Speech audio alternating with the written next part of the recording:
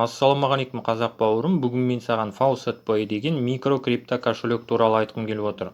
Яғни Faucet.py деген сайтқа полный обзор жасағым келіп отыр. Егер де саған қызық болатын болса, міндетті түрде осы видеоны өткізбей соңына дейін мұқият қарап шығуыңды сұраймын. Сосын егер де саған интернет арқылы ақша табу, криптовалюта деген тақырыптағы видеолар қызық болатын болса, міндетті түрде менің YouTube каналыма жазылып, қоңыраушаны басуды ұмытпа.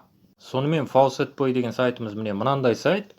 Бұл сайттың ссылкасын мен осы видеоның астына қалдыратын боламын. Егер де мына сайт саған керек болатын болса, осы видеоның астындағы ссылка арқылы келуіңе болады бұл сайтқа. Енді бұл сайтты қолдану үшін ең бірінші бұл сайтқа тіркелесің. Тіркелу үшін мына жердегі 3 сызықтың үстінен басасың. Содан кейін мына жерде Sign Up дегенді басасың. Username деген жерге өзіңнің атыңды ағылшын әріптерімен жазуыңа болады, немесе логин ойлап табуыңа болады. Email адрес деген жерге өзіңнің қолданып жүрген email адресіңді жазасың. Email адрес repeat деген жерге мына жерге жазған email адресіңді екінші рет қайталап жазасың. Содан кейін password деген жерге пароль ойлап табасың. Password repeat деген жерге, яғни мына жерге жазған пароліңді екінші рет қайталап жазасың. Содан кейін мына жерге галочка қоясың. Я человек деген сөздің қасына галочка қоясың. Sign Up дегенді басасың. Сол кезде мына сайтқа тіркелесің.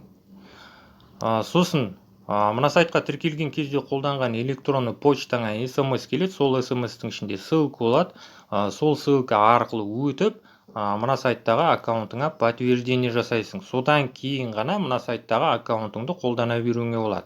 Енді мына сайттағы аккаунтыңа кіру үшін мына жердегі 3 сызықтың үстінен қайтадан басасың. Содан кейін мына жерде Sign In дегенді басасың.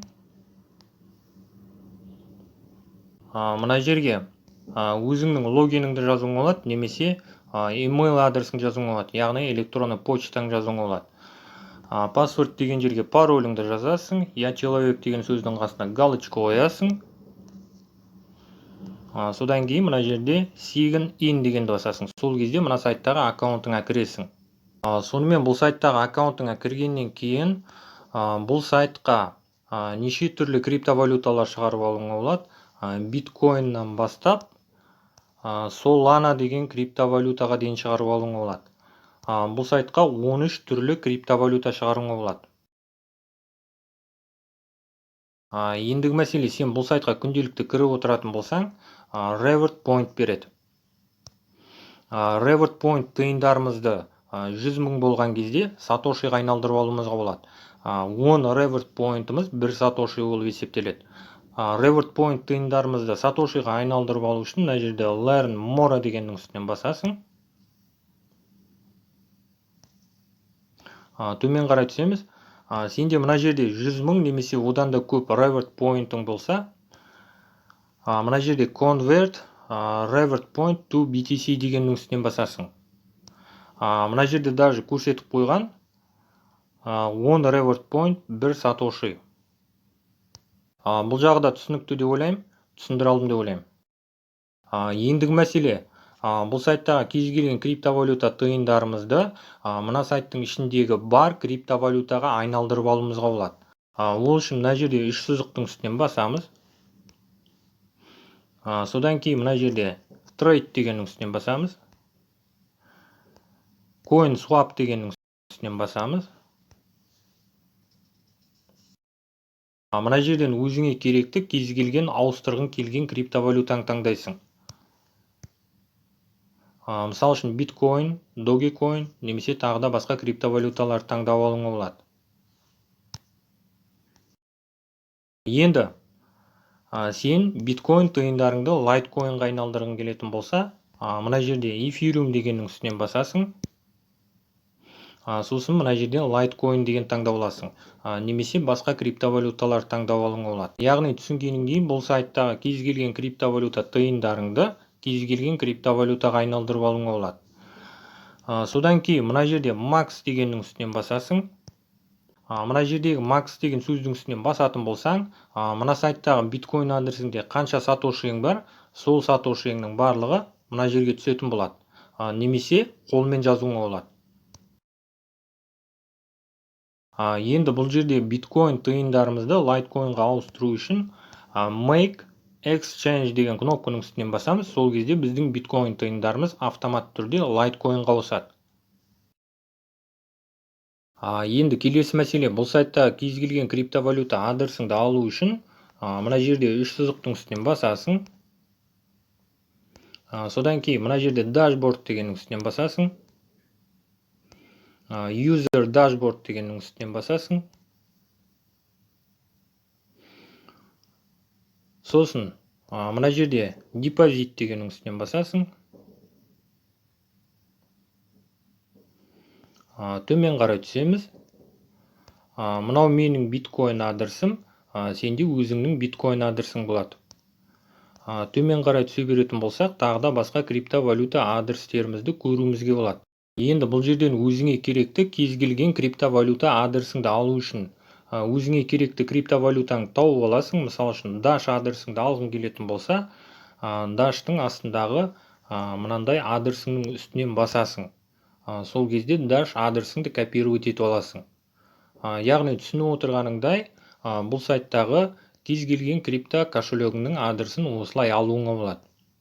Енді бұл сайтта криптовалюта тиындарымызды басқа бір крипто биржадағы адрестерімізге немесе крипто кошелек адрестерімізге аударып алу үшін бұл сайтқа өзіміздің крипто адрестерімізді жазамыз, яғни сақтаймыз.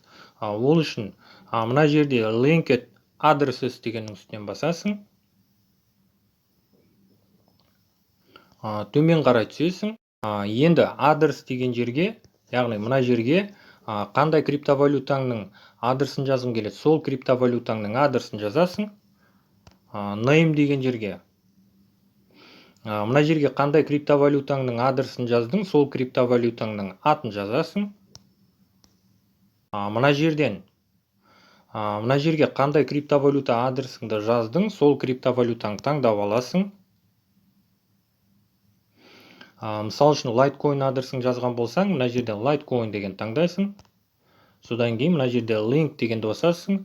Link дегенді басқаннан кейін мына сайтқа сенің жазған крипто адресің сақталатын болады. Мен өз басым бұл сайтқа Payer-дегі Ethereum адресімді, Bitcoin Cash адресімді, Litecoin адресімді сақтадым. Бұл сайтқа өзіңнің криптовалюта адрестеріңді қалай сақтайтыныңды түсіндің деп ойлаймын. Енді келесі мәселе, бұл сайттағы криптовалюталарымызды басқа сайттарда криптовалюта адрестерімізге аудару үшін мына жерде withdraw дегеннің үстінен басамыз. Мен өз басым бұл сайтта криптовалютамның барлығын Litecoin'ға аударам. Содан кейін ол Litecoin тиындарымды Payer-дегі Litecoin адресіме аударам. Себебі бұл сайтта криптовалютамызды биткоин қылып аударатын болсақ, бұл сайттың биткоин үшін ұстайтын комиссиясы өте көп. Енді бұл сайттағы криптовалюта тиындарыңды кез келген крипто биржадағы адресіңе немесе Payer кошелектегі крипто адрестеріңе шығару үшін төмен қарай түсесің. Енді мына жерде normal withdrawal 4 house деген сөздің мағынасы.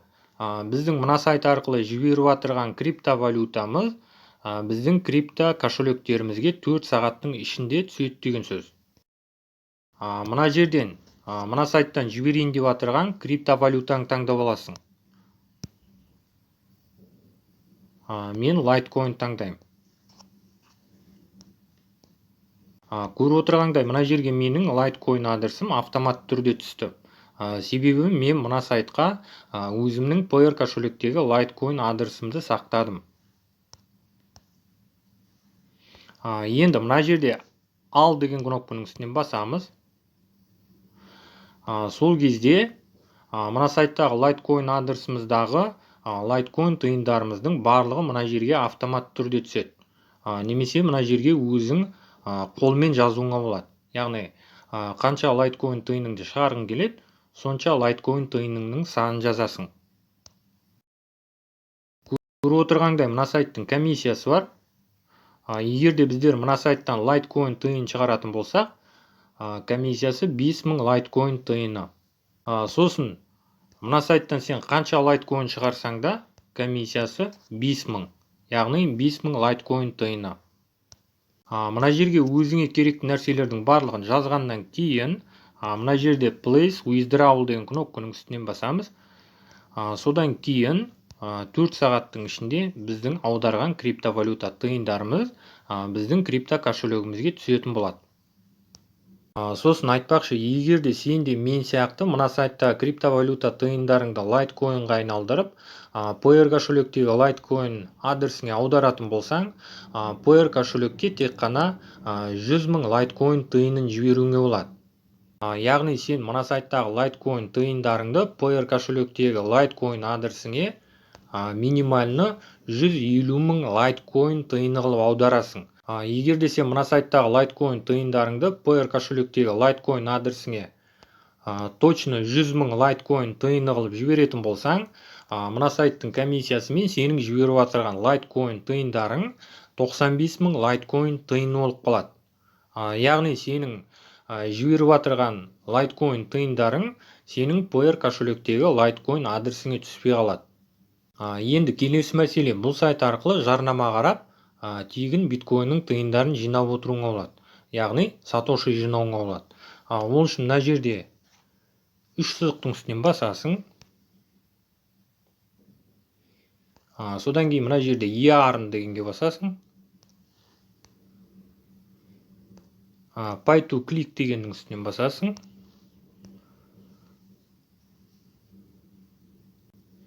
Бұл жерде қазір мен бұл видеоны жазып отырған кезде бұл сайтта қарауға болатын жарнамалар жоқ, көріп отырғаныңдай. Сен бұл сайтқа кірген кезде бұл сайтта қарауға болатын жарнамалар болады. Егер де сен бұл сайт арқылы биткоиннің тиындарын тегін жинағың келетін болса, бұл сайтқа күнделікті кіріп, жарнама қарап, тегін сатоши жинауыңа болады. Яғни тегін биткоиннің тиындарын жинап отыруыңа болады. Жалпы бұл сайт туралы толық ақпараттың барлығын айттым. Егер де түсінбей қалған жерлерің болса, осы видеоның комментарийына жазуыңа болады. Сонымен бұл видеоны мен осы жерден аяқтағым келіп отыр. Егер де бұл видео саған ұнаған болса, міндетті түрде видеоға лайк бас, комментарий жаз, әртүрлі әлеуметтік желілерінде достарыңмен бөліс. Сонымен келесі видеода кездескенше.